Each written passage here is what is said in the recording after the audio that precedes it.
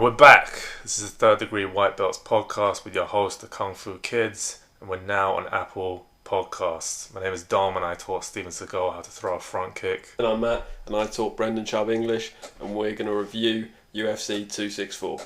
So let's start with one of our favourite prelims, Ryan Hall versus the other guy. The other guy, Ilia Topuria, Spanish Georgian fighter. This is going to be a good fight. I'm looking forward to this. Ryan Hall hasn't fought in 2 years. He had 3 fights lined up. 2 against Ricardo Lamas, 1 against Dan Ige earlier this year. Withdrew in all 3. 1 got cancelled because of coronavirus, and he was injured in another one. So I'm looking forward to see how he comes back after taking 2 years off. He the one withdrawing? Yes. So he was injured against Lamas, and I think the whole event got cancelled because of coronavirus. But he's an exciting fighter. Do you remember any of his... Yeah, man, of course. I know his big accolades in jiu-jitsu. Yeah, big jiu-jitsu guy, and his striking has come on quite a bit. When he fought Darren Elkins in his last fight, dropped Elkins with a spinning back kick. It was like super entertaining the first 2 rounds. Like Ryan Hall does all this like weird offense. You know, he's got like Imanari rolls. Yeah, sure. He loves getting guys with that. Then suddenly he started throwing all these weird spinning kicks because there's no threat if the kick gets caught. Doesn't matter if he gets taken to the ground, because he's just a wizard there. And then in the 3rd round, he just coasted basically, but he beat Darren Elkins pretty convincingly.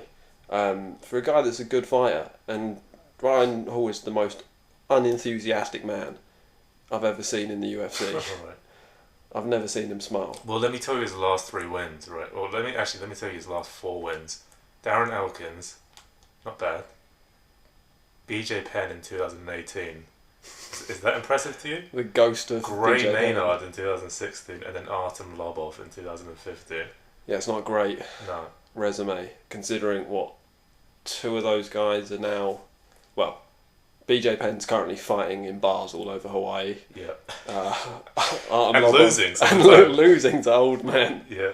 In bars in Hawaii. Artem Lobov is still bare knuckle boxing. Yeah. And then, I don't know what Gray Maynard's doing. He's retired, probably. Retired. Should be, at least. And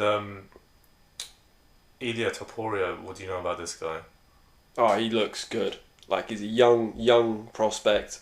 He's a Spanish Georgian guy. You keep saying that like it's a selling point. Like the Spanish Georgians are really known for their ferocity. It's so unique. I've never seen a Spanish Georgian fighter in the UFC before. I was reading this thing today about him, and they said I don't know how true this is, but apparently he got the fastest black belt in jiu-jitsu in Spain. But in Spain there's about 2.5 black belts. It's like being the fastest white guy in the 100 metres. It doesn't... Well, no, that's very impressive. That's extremely impressive. Because you're still in last place. Right. But you're just like, he's the best Spanish guy. But he's not... I mean, I don't know, I haven't seen him wrestle Brazilians before. But he's got really good, offensive grappling. He showed that in his last fight against Zalal. Right. Zalal. And he also fought a guy called Luis Gomez and beat him in the first round. And he's a professional podcaster. So He is. We should actually be rooting against this guy. I heard it was a double team. He fought Michael Bisping and Luis J. Gomez at the same time. It was... Yeah, but he looked good. So he knocked out Damon Jackson on short notice. I think he came into that fight and he looked super impressive. For a young guy, 24 years old in that fight, he was really committed to attacking the body. Really opened him up and then just dropped him with a 1-2. Finished him fantastic. Against Zalal, it was just more offensive wrestling. It was a really good fight, a lot of grappling. It's probably similar to what we could end up seeing in the Hall fight if it ends up going to the ground. Okay. Hall's so dangerous though, so I don't know how much Ilia's actually going to want to go there. He's probably going to want to keep the fight standing. He knows he's got powers in his hands.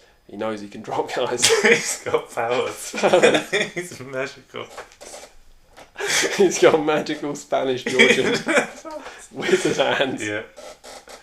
Alright, I'm all on board this guy. I've never seen him fight, but... I'm still picking Ryan Hall to win, by the way. I'm not. You're picking Ilia Topuria? Yeah, the Spanish Georgian. The Spanish Georgian He's man. undefeated. His nickname's El Matador. No, that's a terrible nickname.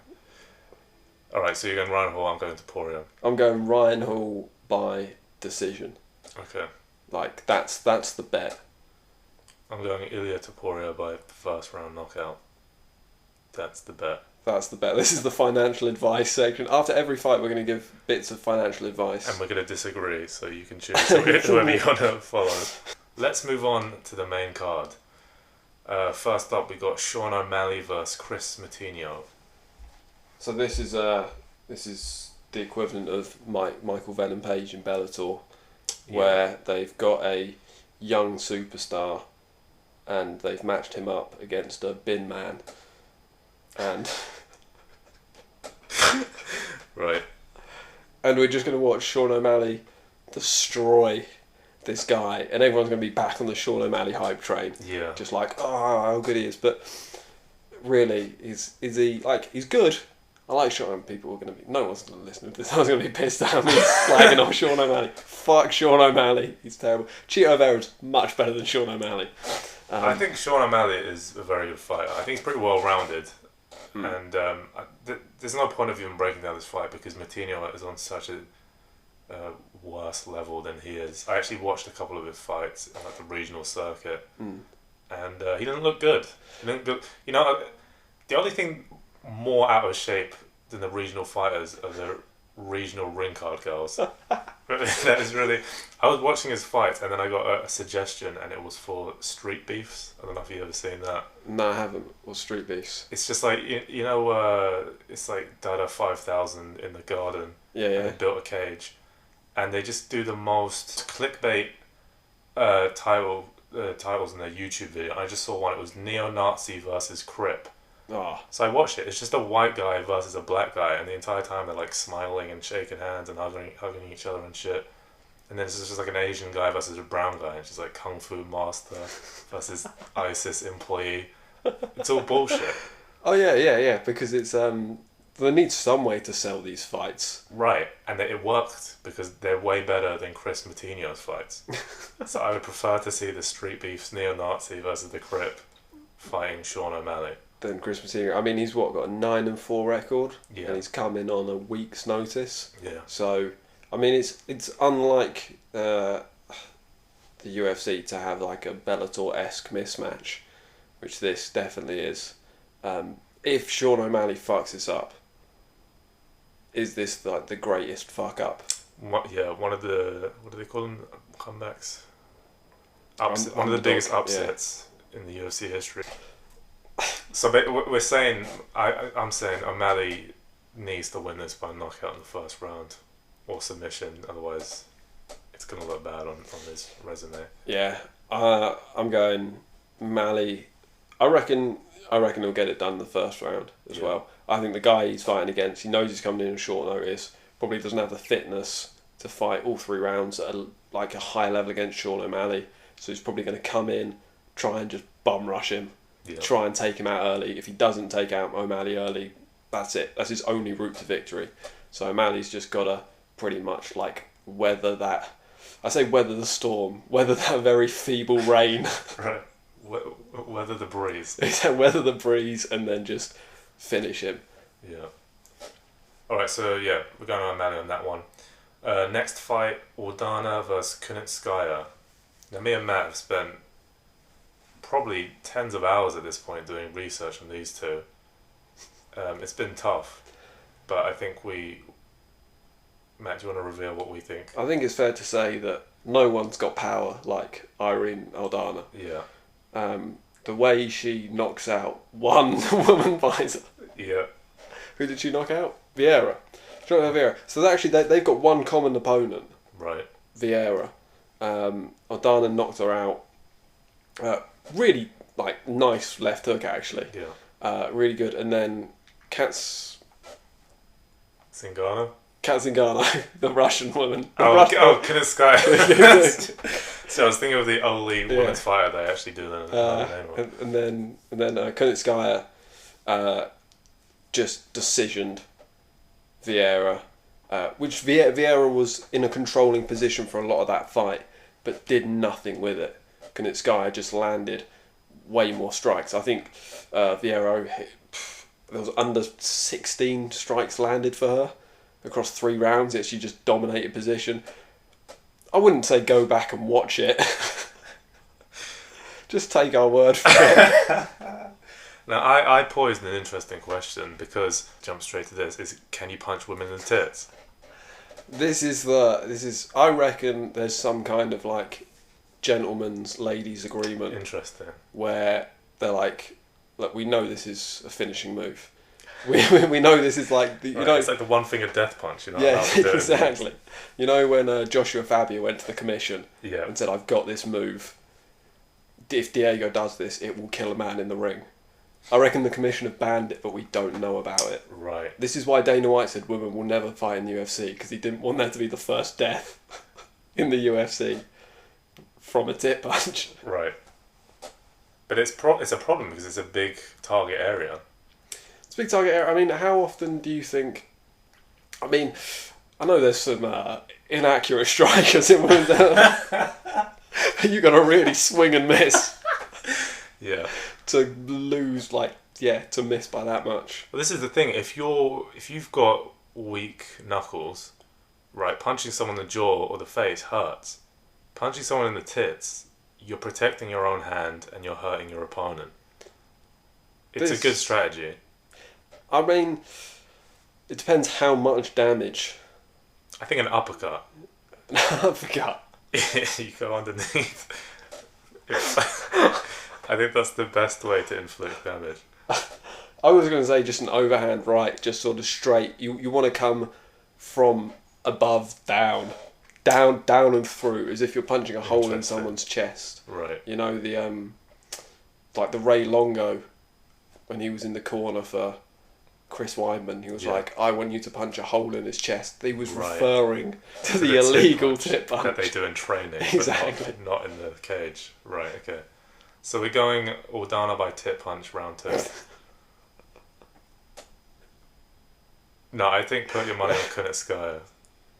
You think Kunitskaya's going to win? Yeah, she's Russian, and that's enough for me. I think Aldana's going to win.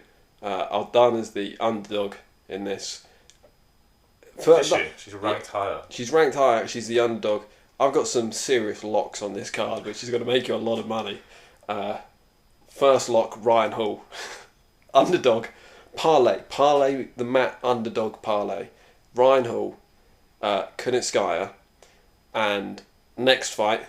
Wait, you're not going to put O'Malley in the parlay? No, because he's not an underdog. So it's just an underdog parlay.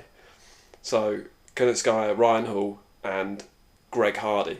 Okay, well that takes us nicely to the next fight. Tai Tuivasa versus Greg Hardy. Obviously Ty's coming off a big win over Harry Hunsucker.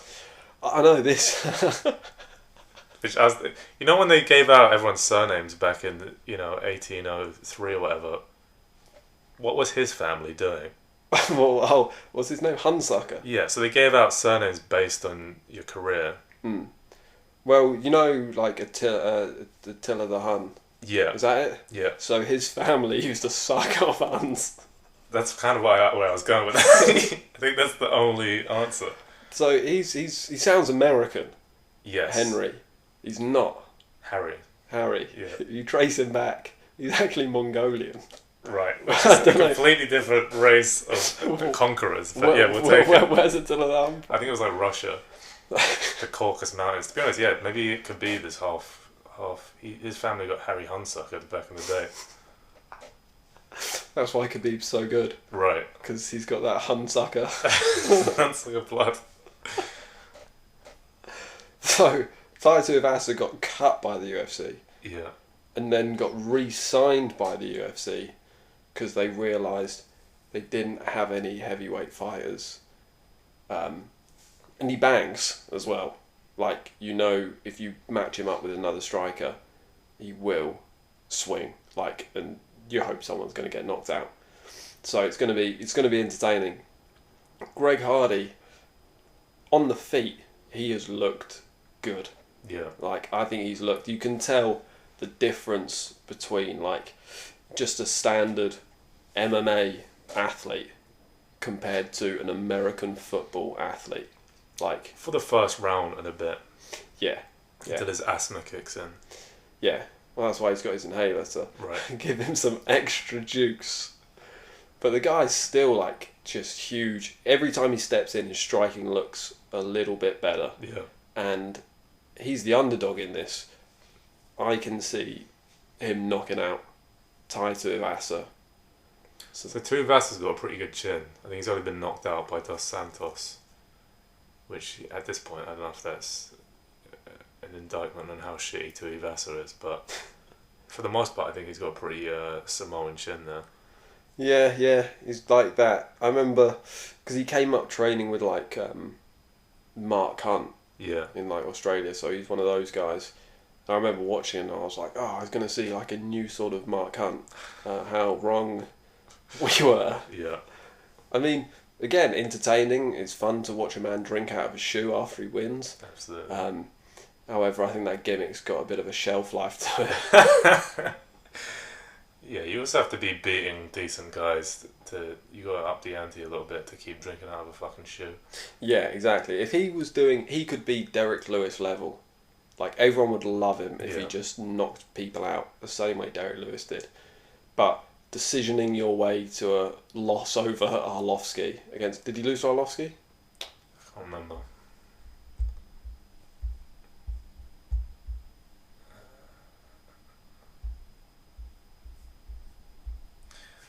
No, he actually beat Arlovsky and then went on a 3-fight losing streak to Dos Santos, Ivanov and Spivak. Yeah, that's not great, especially when we watched Sergey Spivak last week. Did we? Yeah, he fought Alexei Olenek. Oh, okay. Oh, yeah. Yeah. So, yeah, I'm going to say that I think it'll be a pretty close fight, and if there isn't a finish in the first round, it's going to be a terrible fight. Yeah. As soon as this goes into, late rounds 2 and 3, you're going to see these guys panting hard. I've got Greg Hardy by decision. Yeah, I'm going to go the same. Nice. Next fight, Gilbert Burns versus Thompson. Arguably, apart from the main event, probably got this as fight of the night. Interesting. Like, it's going to be so... Also, I haven't seen Wonderboy fight in quite a while. When was the last time he fought? He got knocked out by Pettis. Was it last year? No, that wasn't... He's had a couple of fights. So he's on a 2-fight win streak. Jeff Neal. Oh, yeah. At the end of last year. And before that, he beat Luque. And before that was the Pettis knockout. So the Luque fight was a great fight to watch. The way Wonderboy dealt with like Luque's just constant forward pressure and granite chin. Jeff Neal didn't have anything to offer Wonderboy. Yeah. That was really like easy for him. Also, Jeff Neal was trying to do the same sort of thing every time. Just trying to headhunt. Just headhunting a guy who's just so elusive and manages distance very well. He's constantly bouncing in and out of range. So that didn't seem like a challenge to him. Burns is going to be a real challenge for Wonderboy. Like, if he wins this, in my eyes, he's going to get the next title shot. Gilbert Burns. Wonderboy. Oh, Wonderboy, yeah. Yeah, to be honest though, I think from those last 2 fights, even though it was a level above them, you could still see that he hadn't lost his speed, which you might think he had at 38 years old.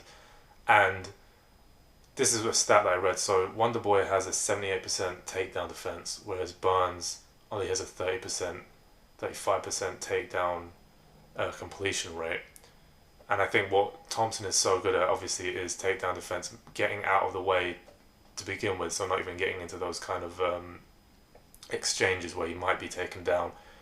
And I think Burns is going to struggle with that. So it's going to be a striking exchange, and at that point, you kind of got to lean towards Thompson winning. I think it could play out similar to Burns against Usman, in the way that Burns came out fast, had that early success, and I imagine that's what he's trying to do against Wonderboy, try and catch him early, because he's got power, but as soon as, say, Usman established that jab, and Wonderboy starts to like establish himself and start landing those kicks a bit more, that's when Burns is going to start to struggle, and then Wonderboy's just going to grow and grow into the fight. Yeah, I think when things don't go Burns' way, he will start to wilt. And that might be his downfall against Thompson. Who have you got? I'm going with Thompson decision. I'm going Thompson round 3 knockout. Damn. I think Burns is gonna, just overextend himself looking for a finish. Yeah, he's got to get in close to get to Wonderboy, and I think he's going to struggle with that. Should we move on to the main event? The main event of the evening. It's so funny how we spent like 20 minutes talking about the women's fights in the prelims. The main card is just 1 minute each. So the main event, Conor McGregor versus Dustin Poirier. Yeah, this is going to be... The issue I have with this fight is everyone keeps on saying, McGregor, this is the best shape he's ever coming into a fight. Every McGregor fight is the best shape McGregor's ever come into a fight with. I don't see it. I don't see this fight going any other way apart from... Do you remember Chuck Liddell when he had that look in his eyes every fight? Chuck Liddell still has that look in his eyes, but it's like a glazed over cocaine look. Which is very similar to back in 2005 as well. Yeah, I mean, the first fight only happened 4 or 5 months ago. It's not enough time for McGregor to actually make any meaningful changes to his game, which is what he needed to do. He obviously doesn't give a fuck about MMA as much as he used to, so he's not going to be able to implement those changes like he maybe once could have. And yeah, like you said, I think just Dustin's got so much more to his game, and he wants to win this fight so much more than Conor does. He's been fighting so much more consistently than McGregor has, like against top opposition, against Eddie Alvarez, against Gaethje, against Dan Hooker, against Max Holloway. He spent 5 rounds in the cage and pieced up Max Holloway. Like, he's fighting top opposition. McGregor's been fighting inconsistently. Yeah, he's trying to fight more frequently now, but as we said, he had loads of time to prepare for the first Dustin fight. This isn't like the Nate Diaz rematch, where Nate Diaz was brought in as a last-minute replacement. Conor didn't really know what to expect, and then Nate came on and just eventually beat him down. And it was a welterweight fight, wasn't it? Exactly, yeah. It was. Whereas the Dustin fight, he had all the time to prepare. So for the Nate fight, he didn't know what to expect the first time, and then he made the changes. It should have been like the ideal McGregor in that first Poirier fight. He doesn't have the same excuses now, which is why I think similar things going to happen, and Poirier's going to, I think, again, get the finish, probably in round 3, maybe round 4 this time. I think McGregor could try and be a bit more conservative. He's going to be wary of those leg kicks as well, because that was what really started to win it for Dustin, just chopping at that lead leg, and McGregor was sort of in that karate stance that he likes. But when you compare the first fight with the second fight, there's such a huge difference in the way that Conor McGregor fights. When he came out with throwing hook kicks and spinning back kicks, and you watch him in the second fight, barely any kicks whatsoever. Maybe he started throwing them in the second round, but he just doesn't look like he's got the same energy that he used to. And he just doesn't look like the same motivated fighter. He doesn't look as aggressive or hungry. Yeah, I mean, all those kicks, all those very flashy kicks, he used a lot to try and just push people back, push them against the fence. They would come onto him, and then he would counter with that famous left hand, which was at featherweight fantastic. And he had so much power at featherweight. He was knocking guys out left, right and centre, and the whole thing of just Conor McGregor's left hand. I mean, we'll remember when he starched Aldo. Unbelievable. That power hasn't translated to lightweight in the same way. Don't get me wrong, he's still really powerful. He still hits hard, but it's not that one punch knockout power. And you're right, he fights differently. I think going to take time out to box more, he now sets things up in a different way. You're right, we're not seeing... He's more predictable now, which is why it allowed Dustin, first of all, to kind of take him down, push him up against the cage. It made Conor have to think about what other options are coming against him, and then the leg kicks too. And when you're only throwing punches against that, then you're predictable. Yeah, and Conor's defensive wrestling is really good. I think he showed that against Khabib. He had a really good performance against, in my eyes, like defensive wrestling wise. That's got those Chuck Liddell eyes. my Chuck Liddell cocaine eyes. Like, he had a good performance against Khabib, even though like he did get beaten down and battered. But Khabib's done that to everyone. Yeah. Like, Conor actually had some success stopping him early on. So like, defensive wrestling's really good. But you're right, it's just, how is he gonna mix up that offense? And I don't think he will. To hurt Dustin. Yeah. Or he's going to try and do it and then forget after about like 35 seconds, and it will just revert back to how the second fight went. Yeah, could see that. I mean, also, I could see them. I could see Dustin coming out the gates a bit quicker this time. Like, he knows what to expect.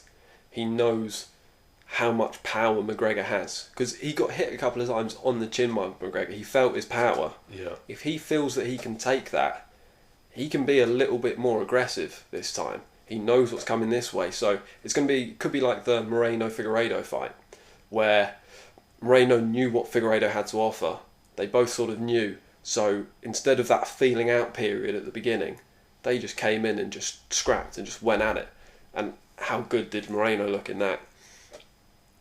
That was a bit of a surprise because Figueiredo looked terrible in that, but it could be. Would you be surprised if Conor looked terrible in this?